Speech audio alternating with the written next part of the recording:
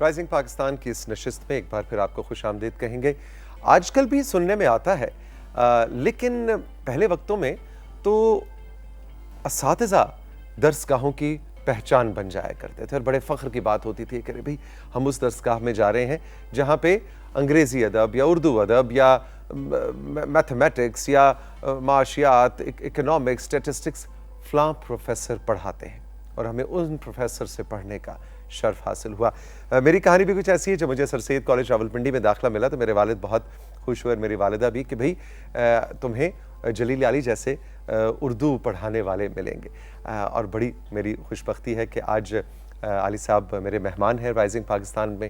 ان سے اردو سے دوستی کرنے میں آسانی ہوئی۔ ایسے لوگ جب آپ کے ایسے اساتذہ آپ کی زندگی میں آ جائیں تو وہ آپ کی دوستی کرا دیتے ہیں اس مضمون سے جو آپ پڑھنے جاتے ہیں، ورنہ بنا دوستی کیے بھی نمبر لے کے 2 سال 4 سال میں آپ گریجویٹ تو کر ہی جاتے ہیں، لیکن دوستی ہونا بہت ضروری ہے۔ علی صاحب عنایت، آپ کی بہت شکریہ تشریف آوری کا۔ السلام علیکم۔ بہت محبت۔ وعلیکم السلام۔ یہ آپ دوستی کیسے کرا دیتے تھے کلاس میں؟ آج جب میں مڑ کے دیکھتا ہوں تو پتہ بھی نہیں چلتا کہ پہلے تو استاد کی اپنی زبان کے ساتھ دوستی ہونا ضروری ہے۔ ہاں یہ بھی ہے۔ تو اگر اس کی دوستی ہے بلکہ عشق ہے، اس کو عشق ہوگا تو دوسروں کو دوستی کرا سکے گا۔ اچھا، عشق ہوگا تو دوستی تک بات پہنچے گی۔ بہت وقت آپ نے تقریباً 32-33 برس آپ نے اردو پڑھائی، پہلے واہ میں، پھر اس کے بعد سر سید کالج راولپنڈی۔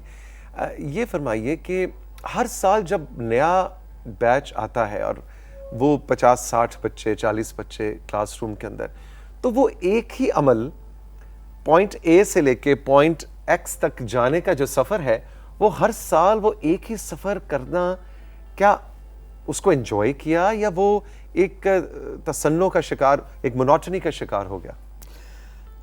تو کلاس میں جانا میرے لیے ایک پیشن ہوتا تھا اور میں انتظار کرتا تھا اپنی کلاس کا۔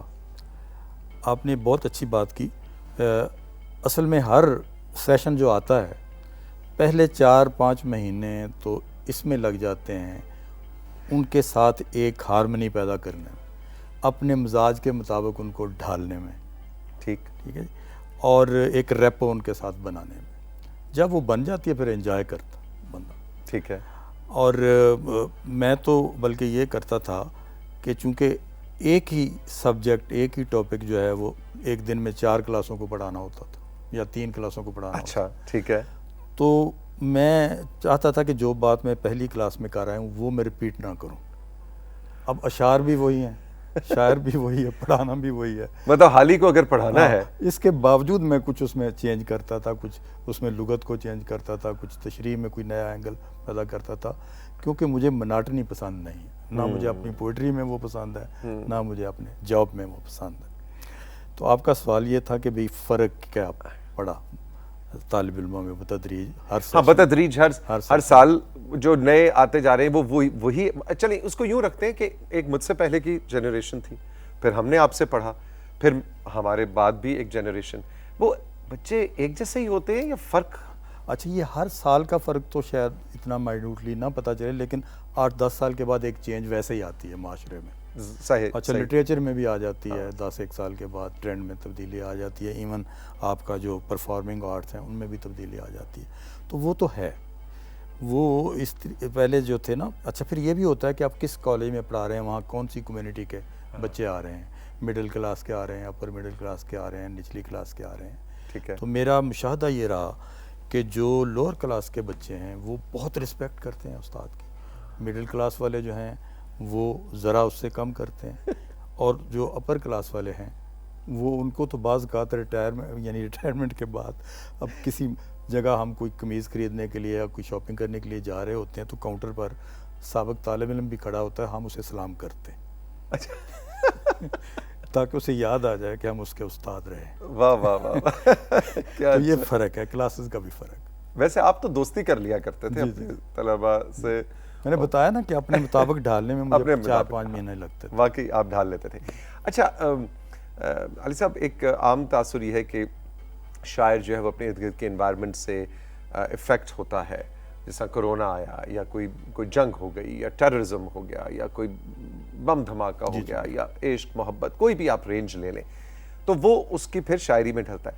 آپ کی ایک نظم جو ایک واقعے کے 30 سال کے بعد آپ نے کہی, تو یہ 30 سال وہ پکتی رہی, کیا وہ ہمیں عنایت بھی کیجئے اور اس کی تھوڑی کہانی ہمیں سنائیے کہ یہ کیسے ہوا کہ ایک واقعہ ہوا اور اس کے بعد ایک شاعر نے 30 ایئرز لیے اس کو اپنے کلام میں ڈھالنے میں. اب مجھے یہ تو نہیں یاد کہ آپ والے سیشن میں یا آپ کے آگے پیچھے ایک واقعہ یہ ہوا کہ میں کلاس میں گیا تو بلیک بورڈ پر کوئی نازیبہ بات لکھی ہوئی تھی.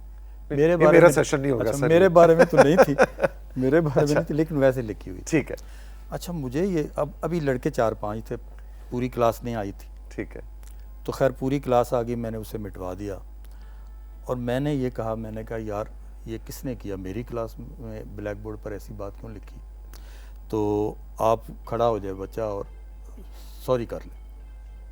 کوئی نہیں کھڑا ہوا, تو میرے لیے یہ پرابلم بن گیا.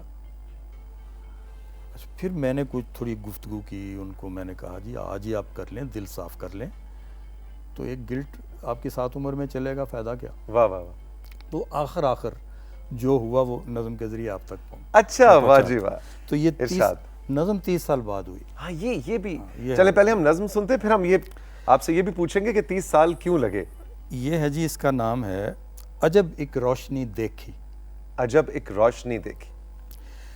کہا استاد نے میرے عزیزو, تختہ اسود پہ بے قابو ہوئی ایک باولی بدصورتی کی اضطراری لہر جس نے بھی لکیری ہے, بس اتنی سی گزارش ہے وہ اٹھ کر معذرت کر لے. واہ واہ واہ واہ, مقرر واہ. کہا استاد نے میرے عزیزو, تختہ اسود پہ بے قابو ہوئی ایک باولی بدصورتی کی اضطراری لہر جس نے بھی لکیری ہے, بس اتنی سی گزارش ہے وہ اٹھ کر معذرت کر لے. کہ ایسا ہر عمل ایک داغ دل پر چھوڑ جاتا ہے. واہ. کہ ایسا ہر عمل ایک داغ دل پر چھوڑ جاتا ہے کہ ڈھلتی عمر کے موسم جسے ہر بار آئینے میں آنکھیں دیکھتی ہیں اور ندامت منہ چڑھاتی. واہ واہ واہ واہ. اگر قسمت تمہیں کل کو یہاں میری جگہ ڈائس پہ لے آئی, اگر قسمت تمہیں کل کو یہاں میری جگہ ڈائس پہ لے آئی تو یہ تختہ بھی ایک آئینہ بن جائے گا. واہ واہ واہ. تم کو داغ دل حد سے بڑا کر کے دکھلائے گا, شرمندہ کرے گا, حشر برپائے گا, یوں بے حال کر دے گا کہ آنکھوں میں دھواں بھر دے گا. واہ. پھر کیا یہ نہیں بہتر ابھی اس داغ کو دھو لیں. تو پھر کیا یہ نہیں بہتر ابھی اس داغ کو دھو لیں, زباں کھولیں زیاں رو لیں. واہ واہ واہ واہ. زباں کھولیں, زباں کھولیں زیاں رو لیں کہ خود اپنی نگاہوں سرخرو ہو لیں. واہ واہ.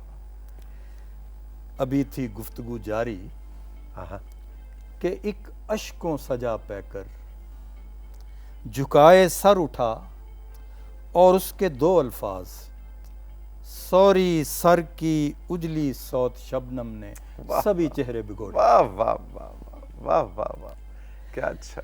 ابھی تھی گفتگو جاری کہ ایک اشکوں سجا پہ کر جھکائے سر اٹھا اور اس کے 2 الفاظ, سوری سر کی اجلی صوت شبنم نے سبھی چہرے بھگو ڈالے. اجلی صوت شبنم. واہ. وہ پیکر کون تھا, کیا خال و خد اس کے تھے, خود استاد کی بھیگی نظر نے کچھ نہیں دیکھا. واہ واہ. وہ پیکر کون تھا, کیا خال و خد اس کے تھے, خود استاد کی بھیگی نظر نے کچھ نہیں دیکھا, مگر ہر آنکھ نے ہر دل نے کمرے میں عجب ایک روشنی دیکھی. واہ واہ واہ. ہر آنکھ نے ہر دل نے کمرے میں عجب ایک روشنی دیکھی. کیا اچھا خیال اور کیا خوبصورت. اور اس میں جو سب سے پوری نظمی بہت ہی عمدہ, لیکن جو وہ چیز ہے نا کہ استاد کی بھی آپ دیدہ تھا اور اس کو بھی نہیں معلوم, وہ پہچان ہی نہیں سکتا. مجھے آج تک نہیں پتا. کتنی خوبصورت بات ہے اس واقعے کے اندر, یہ کتنی خوبصورت. آج تک نہیں مجھے پتا کہ وہ بچہ کون, تو میں اسے دیکھ ہی نہیں سکا. واہ واہ. اچھا اب اس کا آپ نے کہا نا کہ 30 سال کیوں لگے. اب دیکھیں یہ مجھے اس کا خطرہ یہ تھا کہ یہ بالکل بیان سا ہو جائے گا, پروزیک سی ہو جائے گی, میں اسے لکھوں گا تو لیکن وہ پھر آپ کو پتہ ہے کہ شاعری کا، گاہک کا اور موت کا کچھ پتہ نہیں ہوتا کس وقت آ ٹھیک ہے، جس کا کوئی ٹائم مقرر نہیں. تو بس پھر ایک دن یہ فلیش ہوا اور یہ خود ہی ڈھلتی چلی گئی، اور میری بھی تسکین ہوئی کہ میں جیسا چاہتا تھا یہ اس طریقے سے. دیکھیے علی صاحب، اس کا مطلب ہے وہ واقعہ آپ کے ساتھ بھی جی رہا تھا. مجھے ہانٹ کرتا رہا جی. وہ پوری کلاس، پورا وہ سیشن جو تھا نا، وہ مجھ سے نظریں نہیں ملاتی تھی، اور کہیں میں جا رہا ہوتا تھا تو جھک جاتے تھے. اچھا، مجھے ذاتی طور پر میں فیل کرتا ہوں کہ یہ ایکسپیرینس ان کی لائف میں ان کے ساتھ جائے گا، اور یہ وہ صدقہ جاریہ ہوتا ہے واہ واہ. جو کسی لفظ کے ذریعے سے، آپ کے کسی ایٹیٹیوڈ کے ذریعے سے آگے سفر کرتا. علی صاحب یہ فرمائیے کہ اردو میں جب ماسٹرز لیول پہ آپ کرتے ہیں تو وہ آپ کا ایک اپنا انفارمڈ ڈیسیجن ہوتا ہے، آپ کا ایک فیصلہ ہوتا ہے کہ میں نے اردو میں ڈگری حاصل کرنی. لیکن first year, second year, third year, fourth year, یا ایون میٹرک لیول کے اوپر بھی جو اردو لٹریچر ہمیں پڑھایا جاتا ہے، چاہے نظم ہو، مطلب شاعری ہو، نثر ہو، اس میں تو آپ نے ایک کمپلسری مضمون کے طور پہ اردو پڑھنی ہے، انگریزی پڑھنی ہے، نمبر لینے فورتھ ایئر میں، تھرڈ ایئر میں چلے جانا ہے. تو اس لیول پہ، first year, second year, third year, fourth year پہ آپ کیا جنرلی دیکھتے ہیں کہ بچے شوق سے لٹریچر پڑھ رہے ہوتے ہیں یا مجبوراً؟ تو اس کا بہت سارا تعلق جو ہے وہ سلیبس کے کنٹینٹس کے ساتھ، کہ آپ نے سلیبس میں جو سلیکشن کی ہوئی ہے، مندرجات جو اس کے ہیں، جو ٹاپکس اس کے ہیں، وہ کیسے ہیں. ٹھیک ہے جی. اچھا، یہ لٹریچر رکھا کس لیے جاتا ہے؟ لینگویج اور لٹریچر کیوں رکھا اس لیے جاتا ہے کہ بھئی تہذیبی تربیت بچوں کی ہونی چاہیے، ضروری ہے. ٹھیک ہے. آئنسٹائن بھی اور بڑے بڑے سائنٹسٹ جو ہیں وہ یہ کہتے ہیں، جو اچھے اسکالر سائنٹسٹ تھے، کہ وہ کہتے ہیں کہ خاص طور پر سائنس کے طالب علموں کو تو لٹریچر ضرور پڑھنا چاہیے، کیونکہ ان کا ہیومن کنٹینٹ کے ساتھ تعلق نہیں رہتا، ان کا فزیکل کے ساتھ ہوتا ہے زیادہ تر. ٹھیک ہے. تو اس لیے ان کو تو یعنی ان کی ہیومینٹی جو ہے اسے الائیو رکھنے کے لیے ضروری ہے کہ وہ لٹریچر پڑھے. ٹھیک ہے. ٹھیک ہے. اچھا، اب کوئی بندہ اکانومسٹ ہے، کوئی بندہ سائیکالوجسٹ ہے، کوئی بندہ جو ہے سوشالوجسٹ ہے، تو وہ تو ہیومن ایٹیٹیوڈ کے ساتھ کر رہا ہے نا ڈیل، جڑا ہوا ہے کسی نہ کسی جڑا ہوا ہے نا کسی. لیکن سائنس کے اسٹوڈنٹس جو ہیں، میتھمیٹکس کے اسٹوڈنٹس جو ہیں، کمپیوٹر سائنس کے اسٹوڈنٹس ہیں، وہ تو نہیں جڑے ہوئے، تو ان کے تو لٹریچر اور بھی ضروری ہوتا ہے. تو اس کے پیچھے اس کو رکھنے کا تو یہ ہوتا ہے آبجیکٹو. اب اسی آبجیکٹو کے مطابق سلیبس بننے چاہیے. ٹھیک ہے. مگر یہ بڑی افسوس کی بات ہے کہ یہ چیزیں پیش نظر نہیں رکھی جاتی. اور پھر ایک اور مسئلہ یہ ہے کہ آپ کو پتہ ہے کہ ہماری ایک کلاس کا کلچر انگلش کلچر ہے، گھریلو کلچر بھی، جو یہ ڈیسیژن میکنگ کرتے ہیں لٹریچروں کے بارے میں اور سلیبسوں کے بارے میں، تو وہ اپنے بچوں کا ہینڈی کیپ دیکھتے ہیں. تو اس حساب سے وہ پھر لٹریچر کو بھی شیلو کرتے چلے گئے. اور اردو کا اب حال یہ ہے کہ جو سلیبس کبھی 8ویں کے لیول کا ہوا کرتا تھا، وہ اب انٹر کے لیول پر پڑھایا جاتا ہے. ہونا تو یہ چاہیے تھا کہ with the passage of time اس میں گہرائی آتی، اس میں تہداری آتی، کیونکہ زندگی آگے بڑھ رہی ہے. بالکل. لیکن یہ الٹا ہوا ہے. اور مزید یہ کر دیا گیا ہے، اچھا بچے ذہین ہوتے ہیں ان کلاسز کے، بچے ذہین ہوتے ہیں وہ، لیکن وہ اردو کو ٹائم نہیں دیتے. اب انہوں نے فزکس کے لیے 2 گھنٹے رکھے ہوئے ہیں، کیمسٹری کے لیے 2 گھنٹے رکھے ہوئے ہیں، اردو کے لیے آدھا گھنٹہ بھی نہیں. تو جب تک آپ سلیبس کو نہیں دیکھیں گے نمبر نہیں آئیں گے. ایگزیکٹلی. تو اس لیے ان کا آگے جو پروفیشنل کالجز میں جانے میں میرٹ ہوتا ہے، تو اب انہوں نے کیا کیا، اس میں آبجیکٹیو نمبر ڈال دیے. اب مجھے بتائیں کہ زبان کے ساتھ تو ایکسپریشن کا تعلق ہے، آبجیکٹیو نمبرز کا کیا؟ وہ تو رٹا مار کے آپ. تو اب اس میں وہ ڈال دیا گیا. یہ ساری یعنی میں جو کہتے ہیں نیت کے معاملات ہیں. تو اس لیے لٹریچر میں دلچسپی جو ہے بڑی زبردست بات پیدا نہیں ہوتی. بڑی زبردست. علی صاحب ہمارے ساتھ موجود ہیں. رائزنگ پاکستان میں وقت ہے ایک چھوٹے سے وقفے کا، ابھی ملتے ہیں.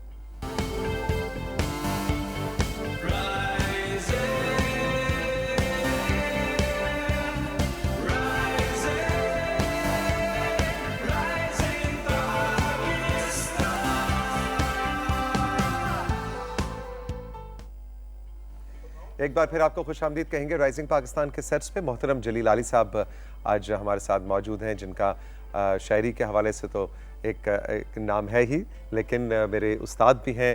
اردو ان سے میں نے پڑھی، اور جیسا کہ میں نے آپ کو بتایا کہ اردو سے دوستی کروانے والوں میں علی صاحب کا نام سر فہرست ہے. جب ہم نئے نئے کالج گئے اور ہم تو کالج بس ویسے ہی کالج گئے تھے, ہمیں نہیں پتا تھا ہم نے وہاں کیا کرنا ہے, نہیں معلوم تھا کہ لوگوں کے ساتھ ساتھ زبانوں سے اور لٹریچر سے بھی دوستی ہو جائے گی.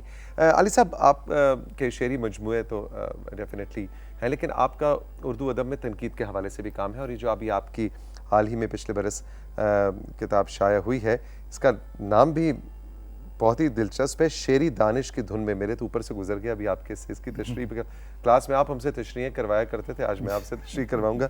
یہ جی شعری دانش کی دھن میں یہ تنقیدی مضامین کا مجموعہ ہے محترم جلیل علی صاحب کا. جی سر, اس کا نام کے بارے بڑا دلچسپ لگ رہا ہے مجھے, ذرا تھوڑا سا یہ دیکھیں توثیق اس کا ایک تو یہ ہے کہ شاعری کے بارے میں زیادہ مضامین ہے اس میں, کلچر کے اور شاعری کے بارے میں. تو یہ میرا شروع دن سے ایک کنوکشن رہی ہے کہ شاعری کے ذریعے سے وہ باتیں بھی کی جا سکتی ہیں جو ہم منطقی لینگویج میں یا فلسفیکل لینگویج میں نہیں کر سکتے. ٹھیک ہے. جیسے آپ یوں سمجھیں کہ علمی زبان میں چیزیں بعد میں ادا ہوتی ہیں, پہلے کریٹیو ایکسپیرینس میں آتی ہیں. ٹھیک ہے. تو ایسے ہی جیسے علامہ اقبال کی بہت بڑی واردات ہے, تخلیقی واردات ہے, تو اس کا ایک آف شوٹ ہے ان کے لیکچرز. بالکل. لیکچرز میں کئی تضادات ہمیں نظر آتے ہیں جو ریزالو نہیں ہوتے. ٹھیک ہے. منطقی طور پر, لیکن ان کی پوئٹری میں ریزالو ہو جاتے ہیں. واہ واہ. مثال اس کی میں یہ دوں گا کہ گاڈ کو ہم ایکسپیرینس کرتے ہیں اپنے دل کے اندر. ٹھیک ہے. ٹھیک ہے. دماغ سے سوچنا شروع کریں تو ہم یہ کہیں گے کہ ایک خدا جو جبار بھی ہے اور قہار بھی ہے اور غفور الرحیم بھی ہے اور رحمان بھی ہے. تو یہ متضاد باتیں کیسے ایک دل میں یہ چیزیں ساری جو ہیں کنٹراڈکشن ریزالو ہو جاتی ہیں, اور ہم پوری زندگی خدا کو اپنے ساتھ رکھ کر گزارتے ہیں. ٹھیک ہے جی. لیکن یہ لاجک میں نہیں گزار سکتے, فلسفے میں اس طرح خدا کے ساتھ نہیں جی سکتے. تو میں نے شعری دانش کی دھن میں اس لیے رکھا کہ شاعروں کے بارے میں اور شعری عمل کے بارے میں یہ مضامین ہیں اس میں. تو جو دانش اور جو وزڈم شاعری میں ہوتی ہے مجھے اس کی تلاش ہے. تو وہ وزڈم فلسفیکل وزڈم سے سپیریئر ہوتی ہے, کمپریہنسو ہوتی ہے, زیادہ جامع ہوتی ہے. اس لیے میں نے اس کا یہ نام رکھا, کیونکہ میں نے یہ فیل کیا. آپ نے ابھی کرونا ٹائمز میں بھی کچھ, ہاں میں نے کوئی 6-7 نظمیں لکھی کرونا میں. وہ اگر ان میں سے کچھ ایک میں آپ کو نظم سناتا ہوں جی. اس نظم کا عنوان ہے کدھر کھلتا ہے در کوئی. کدھر کھلتا ہے در کوئی. یعنی اس کا تھیم یہ ہے کہ اب کدھر کیا صورتحال, انجام کیا ہوگا. گزرتا ہی نہیں ہے وقت جبری چھٹیوں کا. گزرتا ہی نہیں ہے وقت جبری چھٹیوں کا, ایک ایک لمحہ صدی جیسا. گھریلو کھیل کوئی کب تلک کھیلے, انڈور گیمز جس کو آپ کہتے ہیں. گھریلو کھیل کوئی کب تلک کھیلے, کسی تقریب میں شرکت تو کیا, گھر سے نکلنے کی اجازت ہی نہیں. اپنے پیاروں کے بھی چہروں سے دل اکتانے لگے. بھولتے جاتے ہیں سب آداب, ہاتھ بھی نہیں ملا سکتے, گلے بھی نہیں مل سکتے. بھولتے جاتے ہیں سب آداب جو تہذیب کا حاصل تھے, سرمایہ تھے خوش آہنگ بہتی زندگی کا. فاصلہ تو فاصلہ ہے, صرف جسموں تک نہیں رہتا, اتر جاتا ہے روحوں. فاصلہ تو فاصلہ ہے, صرف جسموں تک نہیں رہتا, اتر جاتا ہے روحوں میں. ملاقاتوں کے آئینے چھنے تو اپنی پہچانے بھی کھو بیٹھے. ملاقاتوں کے آئینے چھنے تو اپنی پہچانے بھی کھو بیٹھے. گلوبی گاؤں کا سپنا, گلوبل ولیج, گلوبی گاؤں کا سپنا ہمیں مہنگا پڑا کتنا. واہ, گلوبی گاؤں کا سپنا ہمیں مہنگا پڑا کتنا. پہلے تو کنفائن ہوتی تھی نا, کسی ایک جگہ پر آتی تھی وبا, تو اب گلوبی گاؤں کی وجہ سے پوری دنیا. گلوبی گاؤں کا سپنا ہمیں مہنگا پڑا کتنا, کوئی رستہ نہ جب پائے تو آخر آگ کے دریا میں بھی انسان اتر جائے. کبھی ایسا نہ دن آئے دعا سے ہچکچائیں تو چلیں آمین ہی کہہ لیں. اب ایک جھگڑا یہ پڑ گیا کہ قدرت کی طرف سے ہے کہ نہیں ہے. دعا سے ہچکچائیں تو چلیں آمین ہی کہہ لیں, کسی لمحے جھپکتی ہیں کہاں آنکھیں، بہت بے تاب ہیں دیکھیں کدھر کھلتا ہے در کوئی، کہ اپنے سب ہنر ہاری شکست زام کی ماری، بارے دیگر پرواز کی ہے منتظر دنیا، نئے آغاز کی ہے منتظر دنیا۔ نئے آغاز کی ہے منتظر یعنی اب یہ زمانہ جو ہوگا یہ جی۔ پوسٹ کورونا اور قبل کورونا، یہ نئی دنیا۔ جی۔ ویسے ہم بڑے انٹرسٹنگ ٹائمز میں جیے علی صاحب، کہ ہم نے یہ کورونا وقت جو دیکھا ہے، جی۔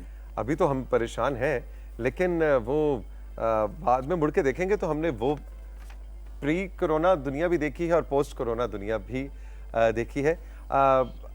علی صاحب اگر کوئی ایک یا دو اشعار غزل کے اگر عنایت ہو جائیں گے، ہمارے پاس صرف ایک منٹ ہے اور ہم نے تین شعر۔ جی جی ارشاد۔ میں لڑ رہا تھا بڑے احتشام سے پہلے، میں لڑ رہا تھا بڑے احتشام سے پہلے، بساط الٹ گئی عین اختتام سے، آہا ہا ہا، واہ واہ واہ واہ، کیا کہنے۔ رموز خیمہ زنی یاد تھے تو پھر کیسے، رموز خیمہ زنی یاد تھے تو پھر کیسے، اکھڑ گئی ہیں تنابیں قیام سے پہلے۔ کیا اچھا، کیا اچھا۔ اور ایک شعر اور آپ کو سناتے ہیں پھر عنایت چاہتے ہیں۔ یہ کہہ کے پھینک دیے اہل کاروان چراغ، یہ کہہ کے پھینک دیے اہل کاروان چراغ، ہمیں تو شہر میں ہونا ہے شام سے پہلے۔ کیا اچھا علی صاحب، بہت عنایت آپ کی، بہت شکریہ آپ کی بہت تشریف آوری کا، لطف آیا، بہت محبت۔ آپ کا شکریہ، آپ نے محترم جلیل علی صاحب کے ساتھ یہ خصوصی نشست تجربہ کی۔ رائزنگ پاکستان کے سیٹس پہ خوش رہیے، زندگی رہی، پھر ملیں گے، خدا حافظ۔